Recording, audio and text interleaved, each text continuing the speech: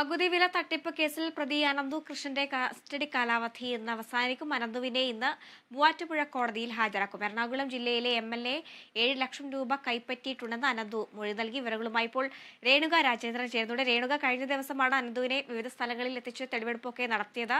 തുടർന്ന് ഇപ്പോൾ പുതിയൊരു ആരോപണം കൂടി എറണാകുളം ജില്ലയിലെ MLAക്കെതിരെ അനന്തു ഉന്നയിച്ചിരിക്കുകയാണ്. വിവരങ്ങൾ എങ്ങനെയാണ്?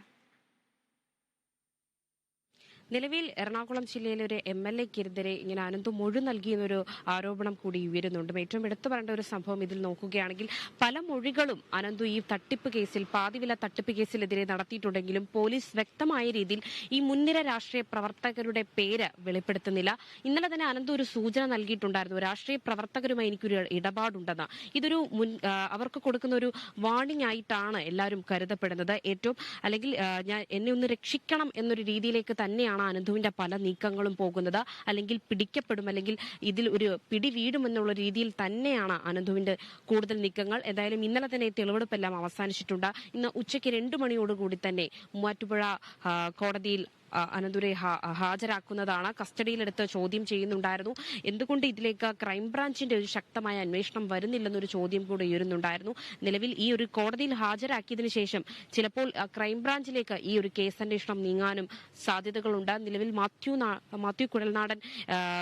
കുഴൽനാടനെതിരെയും ഈ ഒരു ആരോപണം ഉയർന്നിട്ടുണ്ടായിരുന്നു, അനന്തുവിൽ നിന്നും പണം വാങ്ങി എന്ന രീതിയിൽ. പക്ഷെ അതിന് യാതൊരു തെളിവുകളിൽ നിന്നും താൻ പണം വാങ്ങിയിട്ടില്ലെന്ന് തന്നെയാണ് മാത്യു കുഴൽനാടനും വ്യക്തമാക്കുന്നത്. നിലവിൽ ഈ കേസിന്റെ ഒരു വ്യാപ്തി ഒരു ചെറിയൊരു തോതിൽ ഒതുങ്ങുന്നതല്ല. കാരണം ഇത് സംസ്ഥാനത്തെ മുൻനിര പാർട്ടിയിലുള്ള പല നേതാക്കന്മാരുമായി ബന്ധപ്പെടുന്ന രീതിയിലേക്ക് തന്നെയാണ് പോകുന്നത്.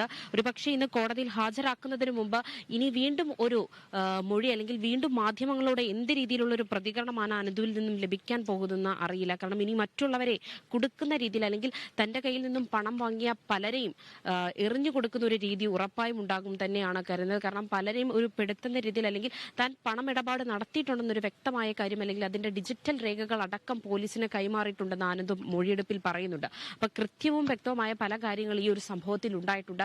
മറ്റ് ഏതൊക്കെ രാഷ്ട്രീയ പ്രവർത്തകർ അല്ലെങ്കിൽ ഈ പ്രതിപ്പട്ടികയിൽ പാതിവില തട്ടിപ്പ് കേസിൽ ഏതൊക്കെ രാഷ്ട്രീയ പ്രവർത്തകരാണ് ഇതിൽ ഉൾപ്പെടുത്തുന്നൊരു കാര്യത്തിലും വ്യക്തത വരേണ്ടതുണ്ട്. രേണുക, പുതിയ പരാതികൾ എന്തെങ്കിലും റിപ്പോർട്ട് ചെയ്തിട്ടുണ്ടോ? നിലവിൽ പുതിയ പരാതികളായി അറിയപ്പെടുന്നത് എറണാകുളം ജില്ലയിലെ ഒരു MLAക്കെതിരെയുള്ള ഒരു പരാതിയുണ്ട്. പക്ഷേ അത് എത്രമാത്രം വാസ്തവമാണോ എന്നുള്ളൊരു കാര്യം കൂടെ അന്വേഷിക്കേണ്ടതുണ്ട്. ഈ അനന്തു കൃഷ്ണ പറഞ്ഞ പല മൊഴികളും പോലീസ് നിലവാരത്തിലെടുത്തിട്ടില്ല, അല്ലെങ്കിൽ പൂർണ്ണമായും വിശ്വസനീയമാണ് എന്നൊരു രീതിയിൽ തന്നെയാണ് പറയുന്നത്. ഡിജിറ്റൽ രേഖകൾ അല്ലെങ്കിൽ തെളിവുകളുടെ അടിസ്ഥാനത്തിൽ മാത്രമേ മറ്റ് നടപടികളിലേക്ക് പോലീസിനും കടക്കാനാവൂ. ഇതൊരു രാഷ്ട്രീയ മുൻവൈരാഗ്യമായോ അല്ലെങ്കിൽ അനന്തുവിന് മറ്റേതെങ്കിലും തരത്തിലുള്ള ഒരു മുൻവൈരാഗ്യം ഈ ഒരു കേസിലൂടെ തീർക്കുന്നുണ്ട് എന്നൊരു കാര്യത്തിലും അന്വേഷണം ആരംഭിക്കുന്നുണ്ട്. അനന്തു പലരുടെയും പേര്, രാഷ്ട്രീയ പ്രവർത്തകരുടെ പേരിൽ പലരുടെയും പേരിൽ ഒരു മൊഴി നൽകിയിട്ടുണ്ട്. പക്ഷെ അത് ആരൊക്കെയാണെന്നുള്ളൊരു ലിസ്റ്റിലേക്ക് അല്ലെങ്കിൽ ഈ പ്രതിപ്പട്ടികയിൽ ആരൊക്കെയാണെന്നുള്ള ഒരു കാര്യത്തിൽ നിലവിൽ വ്യക്തത വരേണ്ടതുണ്ട്. അതിന് കൃത്യമായ ഒരു തെളിവുകളുടെ അടിസ്ഥാനത്തിൽ മാത്രമേ ഈ മുൻനിര രാഷ്ട്രീയ പ്രവർത്തകർ, ഈ പ്രതിപ്പട്ടികയിലുള്ള രാഷ്ട്രീയ പ്രവർത്തകരെ നമുക്ക് സമീപിക്കാൻ കഴിയൂ. അതിൽ ഈ കൂടുതലും ഈ അനന്തുവിന്റെ വാക്കുകളെ പൂർണ്ണമായും വിശ്വസിക്കാനും കഴിയാത്ത ഒരു അവസ്ഥയിൽ തന്നെയാണ് പോലീസിന്റെയും നീക്കങ്ങൾ. ശരി, രേണുക രാജേന്ദ്രനാണ് വിവരങ്ങൾ നൽകിയത്.